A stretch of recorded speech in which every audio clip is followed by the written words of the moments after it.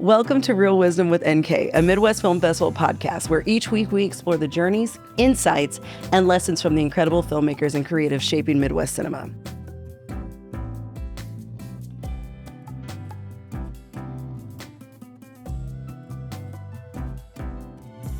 And we're back at Lincoln Park Room with Real Wisdom with NK at their Winner's Circle brunch.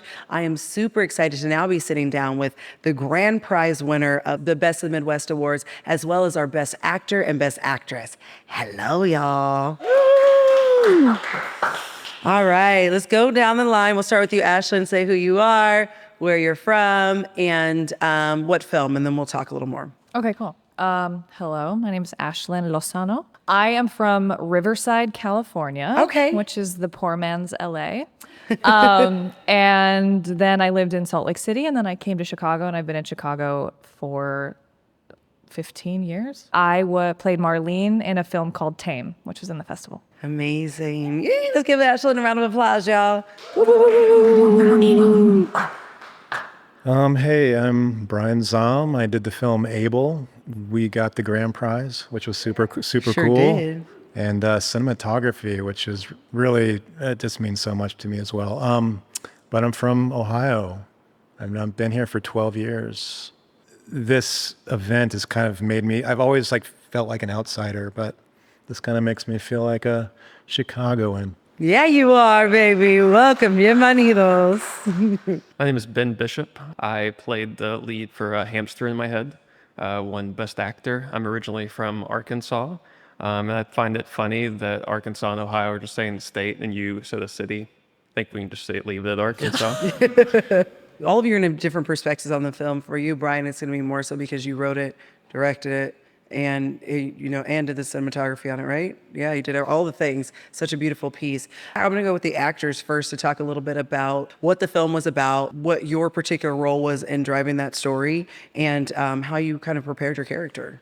Okay, cool. So Tame is about a woman named Marlene who's working at a diner, and it's an overnight. She's worked a double that day. She's exhausted. The film opens with an extreme act of kindness from someone with more means who leaves her $100 tip. What I really love about this film is it's 12 minutes long and it gets into class politics so eloquently, really quickly. And then there's an unhoused person who's at the diner. Marlene gives the 100 to that person. And then this man comes in and he starts essentially harassing her. And that escalates. And should I spoil it? No spoilies? No spoilies? I don't Okay, know. no spoilies. Something. Well, the central question, I kind of want to. Okay. Look. So he's being terrible, and it played very well by Tyler Riggin, who is the nicest person in the world and the polar opposite of this character. And he stands up and begins to advance on her, and it becomes quite dangerous for a second, and then he chokes on his food, and the film ends essentially before we really know if she's going to help him or not. And I think what Will Schneider, our director and writer, is asking is what do we owe each other? What is the impact of our actions? And what would you do in that situation? When you read the script, what drew you into it? Because the other question I was asking is how did you prepare your role? But hearing you say what that breakdown for you when you read it and what you believe the writer was exploring, I'm curious to know, when you read it, how did you know that you wanted to be a part of this? And then how did you really prepare Marlene, prep that role, that character? I wanted to tell a story about a person, and I thought going into it, I was of course she helps him. He's dying. I've been harassed a lot in my life. Would I really not help someone in that circumstance? But then when we were on set and we were in sort of the thick of it, the danger doesn't go away. And so I think it's a really interesting question about, the impact of how we treat people and choices people make. And so I'm drawn to that. And I feel it kind of flipped on its head for me, what I thought I knew about answering that central question to the film. Will does an incredible job of, with 12 minutes and 4 characters, introducing all these concepts about struggle and class. It's tough for me, but it's tougher for someone else. And I really need $100, but she probably needs it more. And can I give that to her? And it's just, community and class. How did you prepare yourself for the role? What did you bring from your own lived experience? Preparing it, I'm not sure if I have a super interesting answer to that question, but what I'm thinking of now is I wanted it to not turn dangerous until it absolutely had to, right? And sort of the politeness. Yeah. She's leaning on the politeness because I feel like that's how these things happen. Yeah. So pushing that as far as we possibly could was I think, maybe some of my work. And then everything else was everybody else. Yeah, that's so good. Thank you for sharing that because Yeah. I think that is actually part of it because that's what we're trained as women to do. It's just just take well, if you don't make a big deal out of it and you just take it and you say thank you and you're polite, you'll be left alone. Yeah. And if I can be polite enough, I can get myself out of this, or, he'll just leave me alone. And what does it look like? And when you're watching it on screen, especially now we're living in a day and age where I'm glad we're at least talking about it more. And I don't have to accept your compliment. I don't have to, please don't touch me without consent. I could be rude if I wanted. And Correct. that would Yeah. be I don't have okay. to. Yes, it would be okay when I know that's definitely not the way I was raised. Right. And so you're seeing more of that. And I think having that as cross-generational education for women who are older and women are now we're raising these brazen women that I'm so excited about. Yes, be audacious. But when you live in the in-between of that as an actor and wherever you are, how do you push that to where it's forces everyone to question what they believe about it and what's okay. And I think it really helps to shape everything else that is experienced in that 12 minutes. So great work. Thank you. Yeah. Thank you so much. And how about you, Ben? I'm Hamster, Hammy. Oh man, I just really love that film. Hamster Ahead is so good. It is so good. And we also have in the audience, we have Jerry Sebastian Gonzalez. Yes, who wrote the film and directed it as well. And for those of you who can't see him, he's just sitting here beaming with pride. And we're so happy to be celebrating him and the work that he was able to accomplish and create work for other actors or just artists to be able to tell their story. So Ben, tell us a little bit about how you came to this role and how you really helped to shape Hammy. You mentioned Jerry. I'm contractually obligated to do it too. Jerry S. Gonzalez wrote and directed it.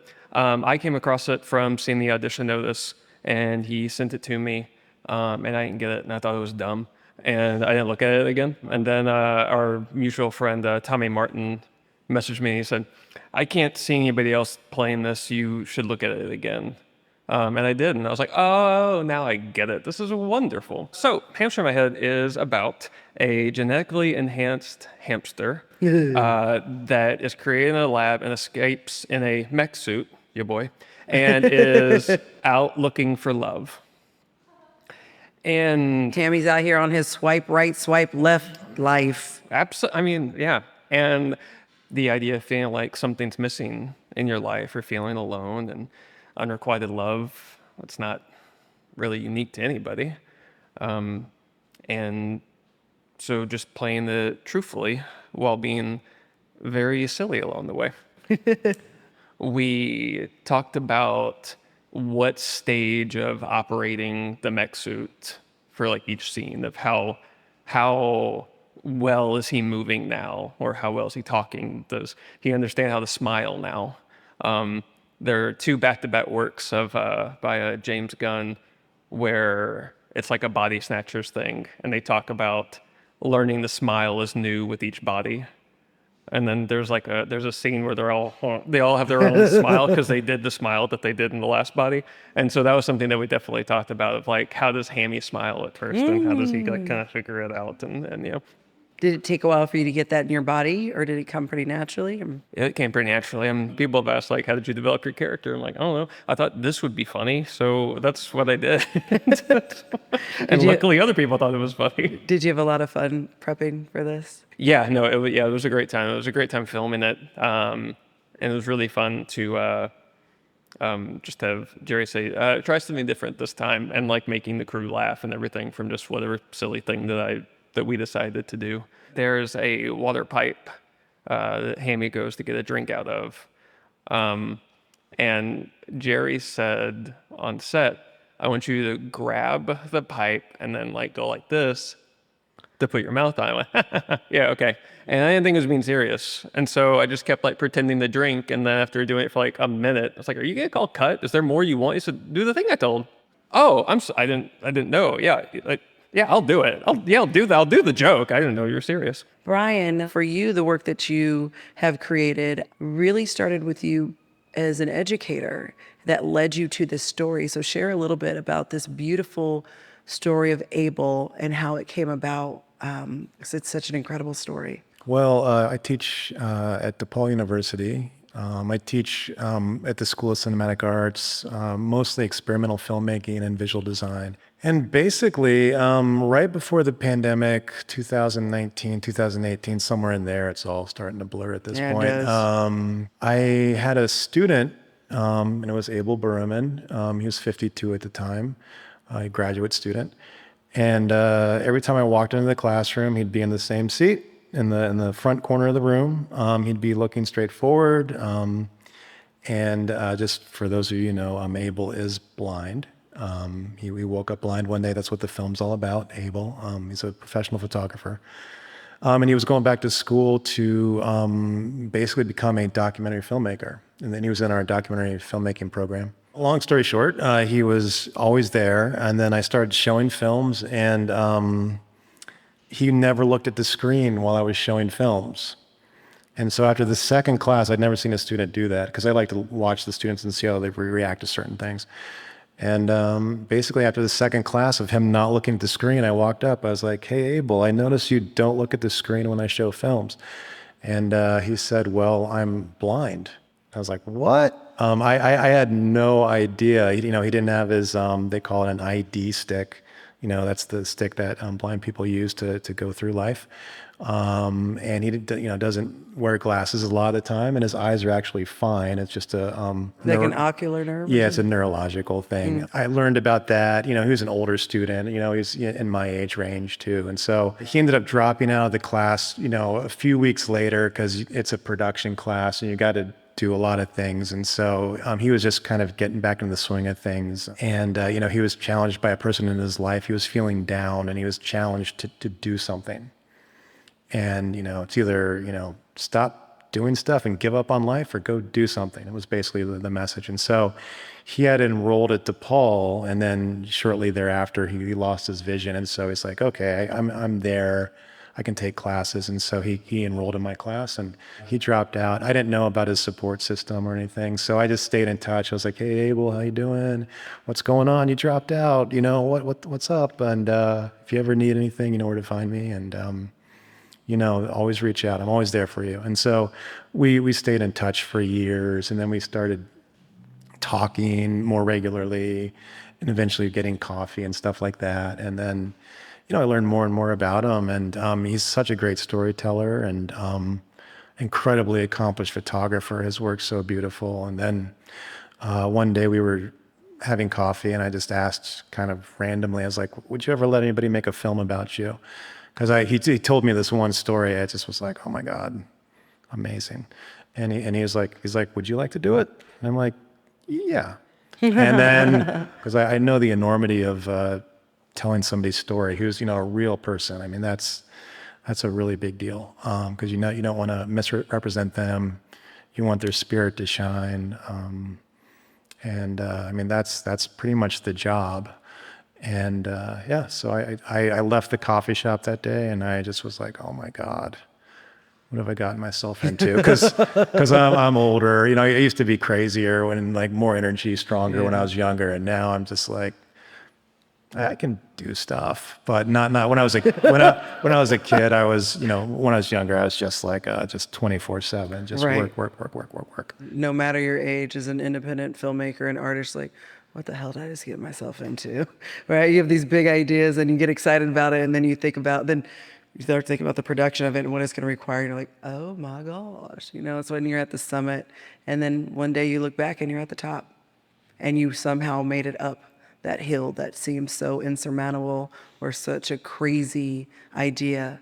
And you're there. And what I hear the through line of all of your stories is going back to just like taking a chance, being in community, getting a little uncomfortable, getting a lot of uncomfortable, asking a lot of questions, asking a lot of curious questions to yourself about the script and about what you ultimately want to leave behind as a story, right? I really hear that in all of your shares. We were able to show all of our grand prize nominee films were able to show both at opening night. All of the shorts showed at Rivers Casino, and then again in various film blocks throughout the week. And Abel is one of those stories that you did, and I'd share this with you when on one-on-one. The way in which you told this story was so unique in that I could clearly see your vision as an artist and how you wanted to be a storyteller with your gift, while deeply centering the subject of Abel and who he was and his world and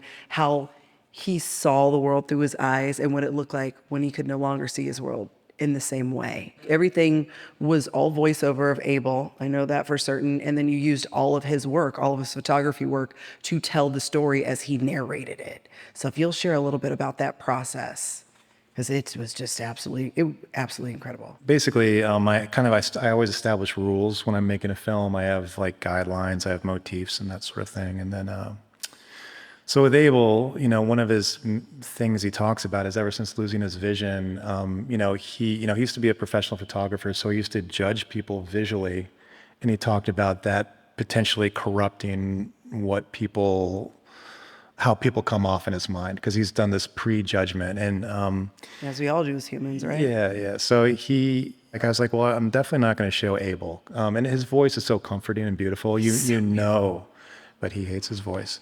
But yeah, so I was like, his voice is great. He has that love he exudes. And so we're going to use the voice.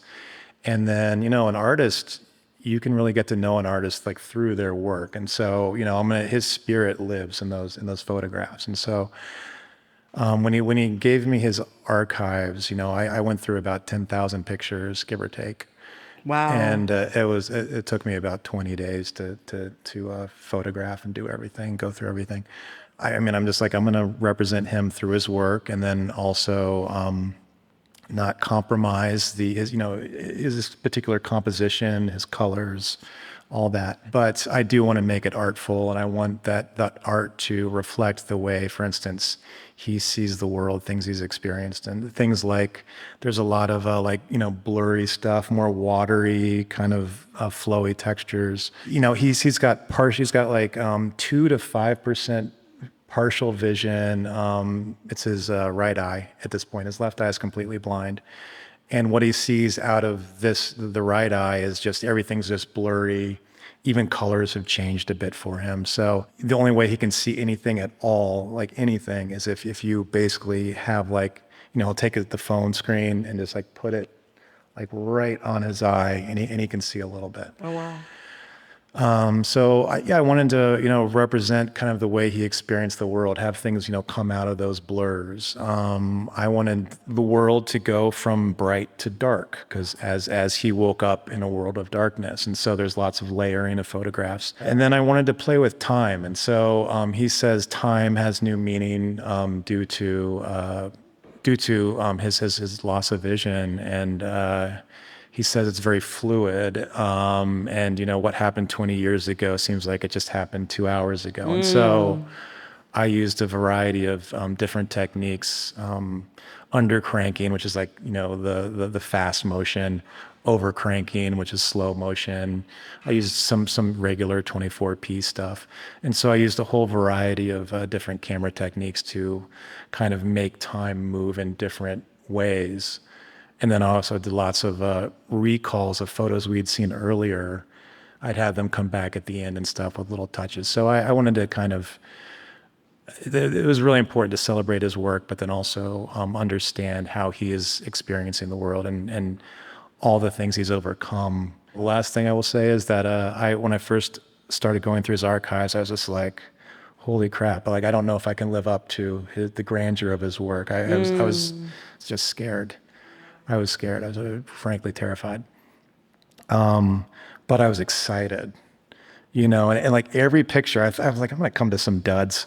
There's going to be some duds in here. I felt like every picture was like a masterpiece. And so I was really excited. And so I decided to kind of let the audience kind of experience the excitement with me. And so it's like, we're going to go through the archives together. And so that's kind of, it came up with the concept of just, just opening the boxes, flipping the negatives and the positives and doing all that fun stuff. Thank you so much for sharing that you were scared and that you were terrified when you started to actually look at the work that you were about to embark on.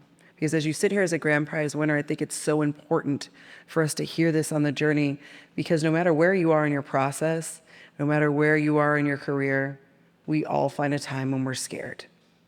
And what I think the most important things is, like, you do it scared. People talk about being brave and fearless, and bravery is really being, like, the definition, I think, is quite literally, it's like doing the thing in the face of holding the fear, right? And to be terrified, and when you really care about something, it's scary because you want to hold it, and it's so precious to you, and you want to do it justice, and especially if you're telling somebody else's story. I know that I feel this way about the festival, just being able to want to honor each and every one of you, and your work to be honored, the time that you spend coming into the space to be honored, and anything, we hold it so precious, and anything that might go wrong or not be exactly as you expected, or it feels so big, you're like, how the hell am I going to do this thing I committed to? You keep doing it because you're called to do it. I would love to know some moments for you two as we start to wrap up. And we are going to ask the loving, leaving, longing questions. So I know that's on deck. Where was a time during this process on these two films where you bumped up against being scared? And if it's not in this process on this particular film, just in your career? I was scared often of, like, is this funny? Does this come across? Is this like constantly asking Jerry, like, is that what you wanted? Like, is that it? Like, there's not I don't have a rubric in me to know if what I just did, like, I have no past experience on playing something like this before. So I don't. Hamster experience? No past hamster experience. Okay. I'm sorry to disappoint you.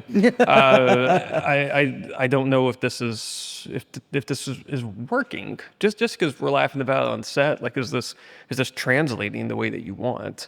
There's other projects where it's more grounded, and the point is to play this a one-dimensional character. Of playing this, like, I don't know if people are gonna like it, and thank God that people have so far. And how did you move through that fear, that questioning? What really helped to keep you, like, okay, grounded in the work?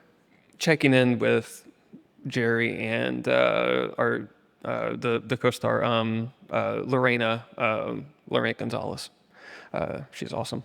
Like, checking in with them of, like, does this feel right? And as I said, of playing him like a person, and just going back to the truthfulness of what does he want and how is he trying to get it. Not just going back to the most basic actor work of it, and then just putting it in, this is how this guy talks and moves. How about you, Ashlyn? When Brian was talking, I just kind of remembered that on Tame, Will, our writer-director, this was like his passion project, and he had poured so much into it, like his time, his heart, his money, I mean, a lot, right? It's like a miracle that anything ever gets made. Girl. I know. I had never led any project before, and to be trusted, I kind of felt like I was like a guest in someone else's heart. And I knew you would like that. I thought you would like that. You knew that? Yeah. I had been cast with the help of my agents at Panessa Talent, the greatest agents in this town or any town. It was like over Thanksgiving weekend, and I didn't answer an email right away.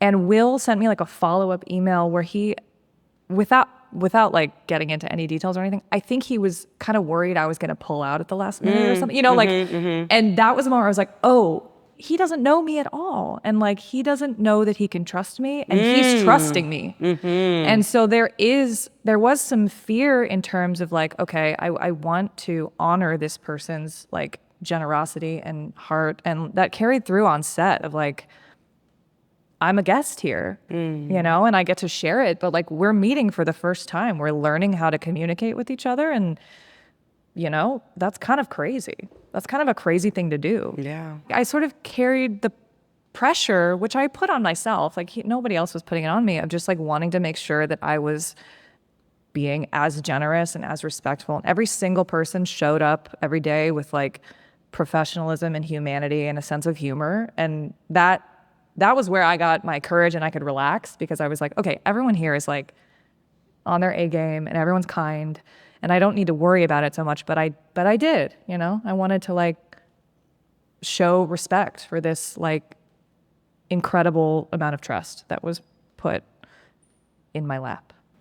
Thank you, Ashlyn. Thank you. All right, so the final question of the Winner's Circle Brunch live taping of Real Wisdom with NK is, what are you loving, what are you leaving, and what are you longing for?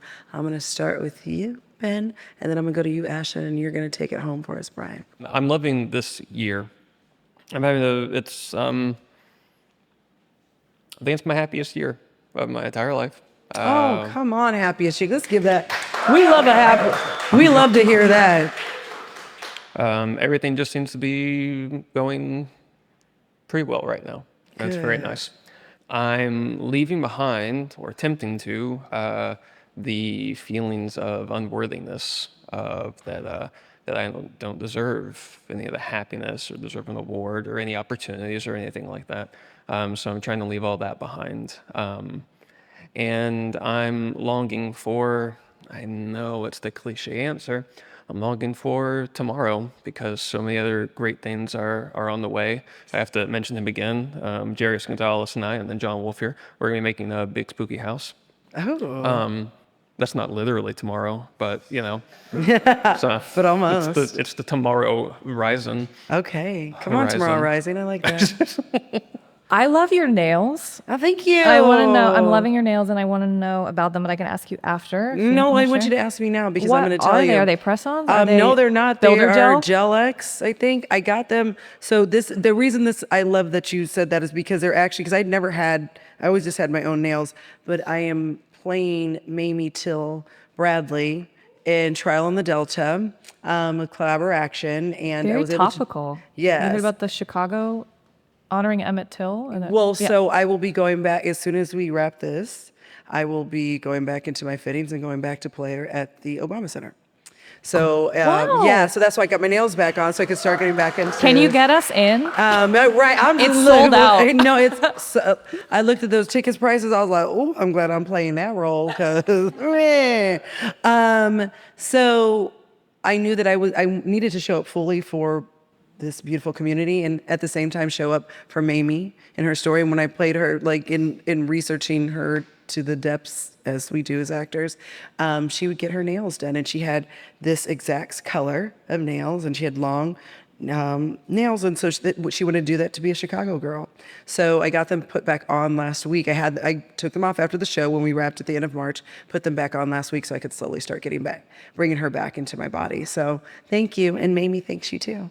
They're gorgeous. Thank you. I'm leaving the fear that I said something dumb today or last night on stage. I kind of had an out-of-body experience, and I don't remember what I said at all. My grandparents want to see it. Can you send Yes, it to me? so did we have that edited down? We'll make sure we get that, girl. Yes. Longing for my honeymoon. Oh, I got married in December to a wonderful composer named Eric Matthew Richardson, and we're doing a delayed honeymoon. We're going to go to Mexico. I'm Mexican American. I'm very excited. Yeah, I am too. That's exciting. You are? I am. Soy mexicana. Yeah, I'm Blaxican. Mm-hmm. I love that. Yes. Oh, I did hear that. Someone Yes. called you Blaxican last night. Yeah. Probably I'm Leslie, who's also black. Whitina. Okay, Whitina. Oh, 18. I love it. So yeah, I'm really excited to go to Mexico. I What haven't part? been in a long Where are you time. going? We're gonna go to Mexico City Nice. during Dia de los Muertos. Oh, cute. And then Yes, it'll be good. We're gonna go to Cozumel because I want to go to a beach. And, Yeah, me too, sis. Yeah. Right. And we're going to take it home with you, Brian. What are you loving? What are you leaving? And what are you longing for? Oh, definitely loving Abel's getting recognition. Abel, the person. I love that you recognize the film. Like, I mean, that's the coolest thing ever.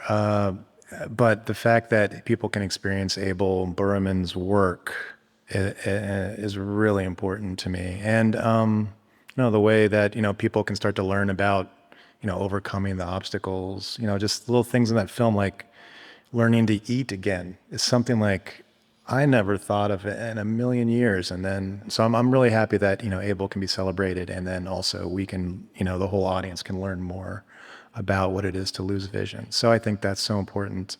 I really hope Abel's work can get out there and be celebrated like it should be, for real. Leaving behind, seems like I do this every year. It's just burnout. It's pure burnout. Teaching, you give at least if you care, you just give everything and then some. And it's a really massive undertaking, but you're supported by beautiful students who give back, and so.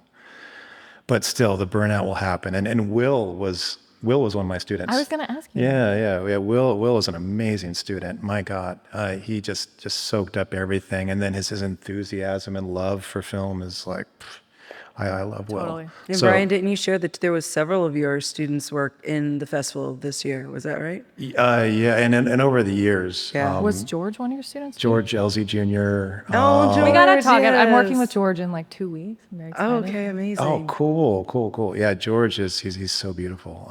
He's a beautiful human being, and he's just so incredibly talented. My God. agree. The leaving behind the award last night too. I mean, being recognized for really hard work. I mean, I feel like that kind of pushed me over the top in terms of getting over, like, leaving behind that burnout. So it means a lot. I'm longing for what you've built here at the Midwest Film Festival, just to keep rocking, and I hope to be part of it for a long time to come. So that's it's the community aspect. Sounds like a broken record, but just being at the Ramova Theater, last week, and I've been a guest, years ago at the Midwest Film Festival. The way it's kind of been consolidated, and just having this kind of real concentration of a whole variety of people from the Midwest, it's just so important, because I mean, we all grow together, and you can't do it without stuff like this. Making these connections. So. Yeah, I wish you a long and happy future, and I hope to be around to enjoy it. You most certainly will. You all heard it here. We got it on tape. So don't Yeah, threaten me with a good time. I'll be like, yeah. so Brian, Zahm like bomb. What we doing? Taking a nap. Yes, all of us. Let's Yeah. collective nap, everybody. Collective nap, and we will resume next month. But collective nap. Well, thank you all so much for being here. Congratulations for you having this pinnacle moment, one of many. Take it in, enjoy every part of it. Let it integrate, because again, I know as artists and independent artists especially, and we keep moving and I'm so guilty of this, not sitting and just letting what we've done just integrate. So I invite you to do that, and may that reflect back to me, so that I will also take that imitation for myself. This has been Real Wisdom with NK, live at Lincoln Park Room. This is our culminating event of Midwest Royale 2026. Make sure you stay tuned, follow along with us as you see highlights and clips of all the things that happened this week, from Rivers Casino to Ramova Theater to Cinecity and Lincoln Park Room. We can't wait to see you next year. And if you missed it, that's too bad. But keep following along with Real Wisdom with NK. We have a episode comes out the third Monday of every month, where you can find out more about what Midwest filmmakers and the collective artists are doing right here, and how you can be a part of it. None of this can be done without you. We're a nonprofit organization that operates for the people, by the people. So unlock your phone right now, go to MidwestFilm.com, and make a donation today.